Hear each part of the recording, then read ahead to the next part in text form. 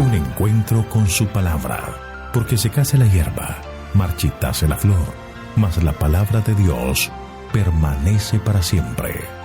Con ustedes, el doctor José Ricardo Arias Quintero.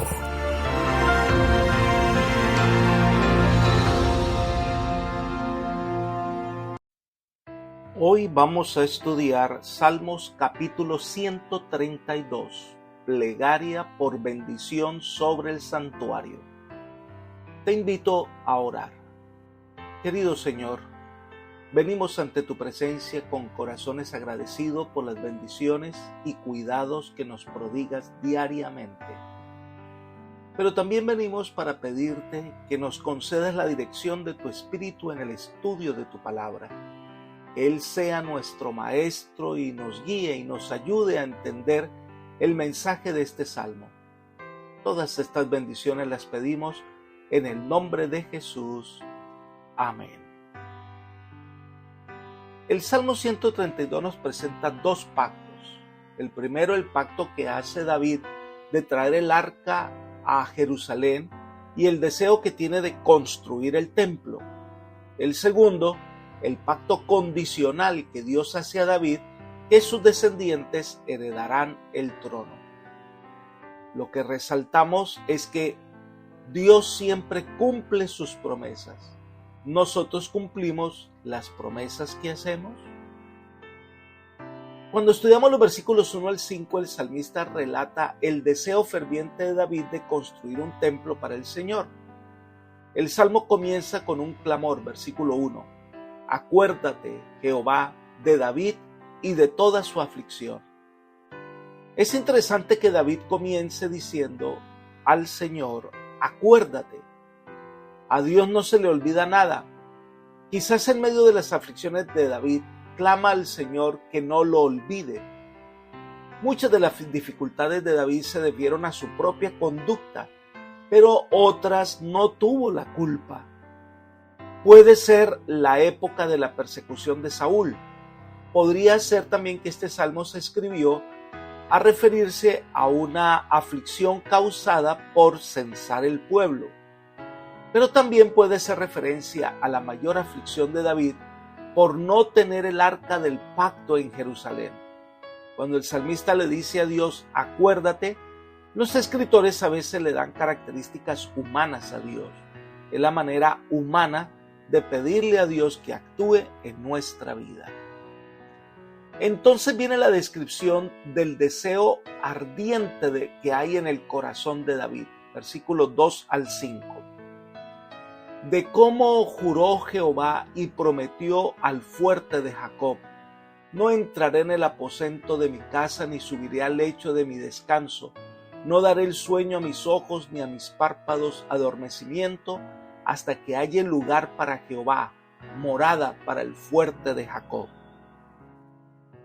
David resolvió hacer de la construcción de una casa para el Señor lo más importante de todas sus empresas. Este es el pacto que hizo David. No descansará hasta que pueda tener un lugar donde pueda poner el arca del pacto. Esta es una figura poética.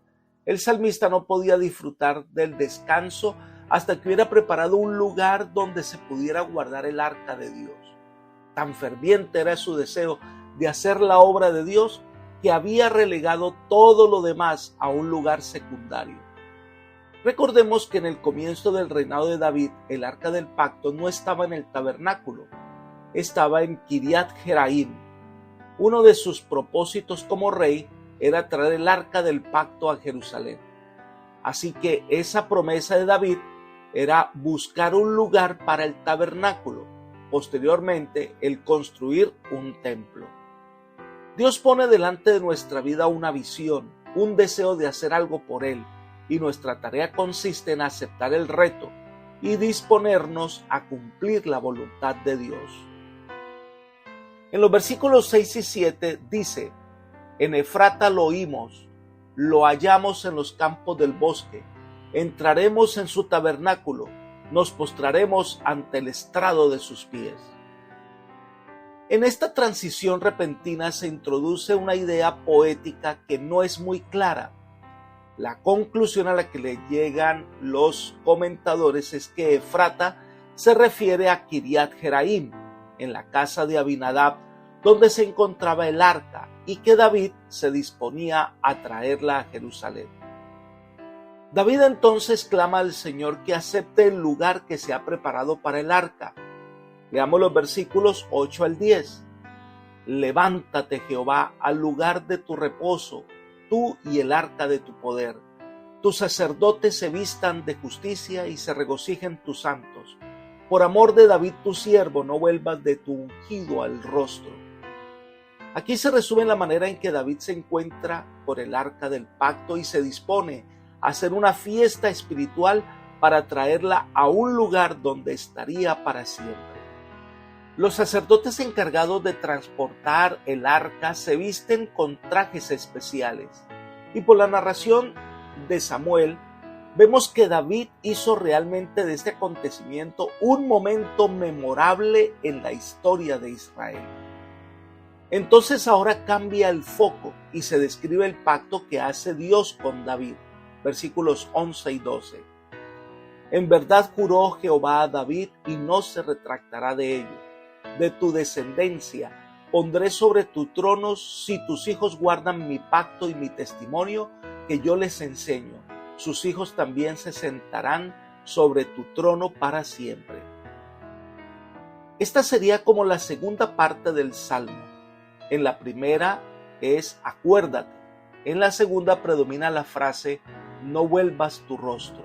Es decir, no pases por alto la promesa que has hecho con David. ¿Cuál es? Su descendencia serían reyes sobre Israel. Dios así lo prometió, pero esa promesa era condicional. ¿A qué? Si sus hijos obedecen al Señor, son fieles al pacto, entonces, y están atentos a los mandatos de Dios, ellos serán reyes. Esta promesa condicional es para nosotros también. Dios ha prometido que los vencedores se sentarán en tronos al lado del trono de Dios, pero es condicional, es para aquellos que obedecen, que son fieles, que perseveran, que se mantienen leales al Señor.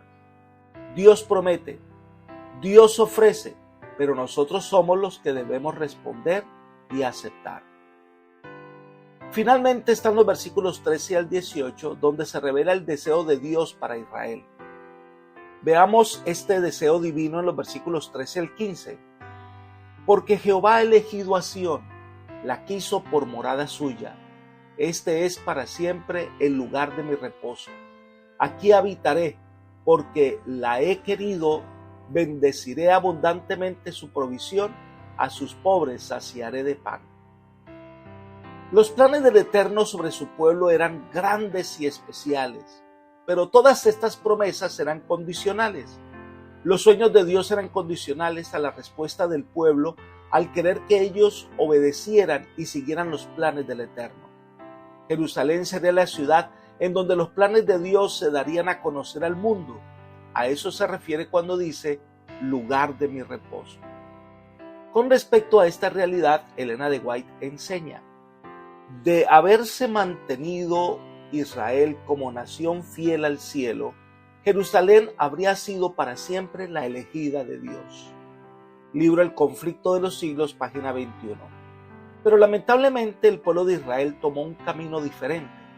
Ahora Dios busca a quienes deseen seguir sus caminos. Pero lamentablemente Israel fracasó y el deseo de Dios no se cumplió. Versículo 16. Asimismo vestiré de salvación a sus sacerdotes y sus santos darán voces de júbilo. Israel fracasó en el cumplimiento de su misión y en vez de estar vestidos de salvación, sus sacerdotes profanaron el verdadero culto a Dios. Esta realidad la vemos en Ezequiel 22:26. Allí dice: sus sacerdotes violaron mi ley y contaminaron mis santuarios. Entre lo santo y lo profano no hicieron diferencia ni distinguieron entre inmundo y limpio. De mis sábados apartaron sus ojos y yo he sido profanado en medio de ellos. Lamentable fue la situación del pueblo de Israel. Y termina el Salmo 132 con una aseveración interesante sobre el reinado del Mesías, versículos 17 y 18. Allí haré retoñar el poder de David. He dispuesto lámpara para mi ungido. A sus enemigos vestiré de confusión, pero sobre él florecerá su corona. Aquí hay varios elementos interesantes. Número 1, de la raíz de David retoñará. Esta es una referencia al Mesías. Es lo que aparece en Jeremías capítulo 23, el verso 5, cuando dice: vienen días, dice Jehová, que levantaré a David renuevo justo y reinará como rey, el cual será dichoso y actuará conforme al derecho y la justicia en la tierra. En segundo lugar, este ungido es el Mashiach, es el Mesías, el verdadero ungido. Es una referencia a su descendiente más selecto, quien regirá el mundo con vara de hierro. Y en tercer lugar, sus enemigos serán destruidos, pero él florecerá su corona. Puede referirse a la corona del rey o a la diadema del sacerdote. En Cristo estos dos símbolos se encuentran, y el término florecer usa una palabra que hace referencia a la placa de oro que llevaba el sumo sacerdote que decía santidad a Jehová. Es una referencia clara a un reinado basado en la justicia y la santidad. Apreciados amigos y hermanos, las promesas que Dios hace de restauración y salvación son condicionales. Dios no obliga a ninguna persona, pero si la persona desea, si la persona responde y hace un pacto con Dios, las promesas de Dios se hacen efectivas. Es importante que entendamos que el pacto que hacemos con Dios debe cumplirse para que la bendición final de la vida eterna sea una realidad. Las promesas de Dios son para ti, pero solo serán realidad cuando respondas con alegría al llamado del Señor. Por eso hoy haz un pacto con el Señor y sigue sus caminos, y la bendición del Señor te acompañará. Que el Señor hoy llene tu camino de paz, es mi oración por ti. Amén.